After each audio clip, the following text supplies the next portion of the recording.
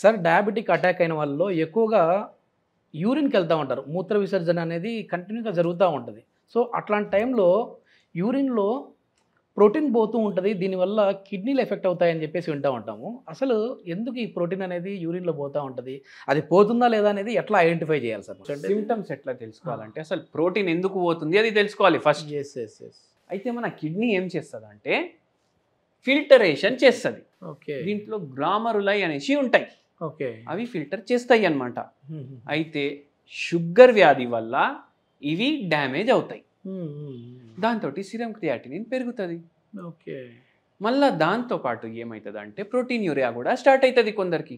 మూత్రంలో షుగర్ వెళ్ళడం, మూత్రంలో ప్రోటీన్ వెళ్ళడం, అట్లా చాలా మందిలో మనం చూస్తాము. ఓకే. ఓకే. అయితే ఇది ఎట్లా గుర్తు తెచ్చుకోవాలి అంటే అరికాలల్లో ఉబ్బరం, ఓకే. అరిచేతుల్లో ఉబ్బరం. ఇప్పుడు నా చేతులు చూడండి, నా ఫింగర్స్ నార్మల్ ఉన్నాయి, అవును, ఉబ్బిపోతాయి ఒక్కొక్కసారి. ఓకే. ఫేస్ మీద ఉబ్బుడు, ఒక హెవీనెస్ వచ్చేస్తుంది బాడీ.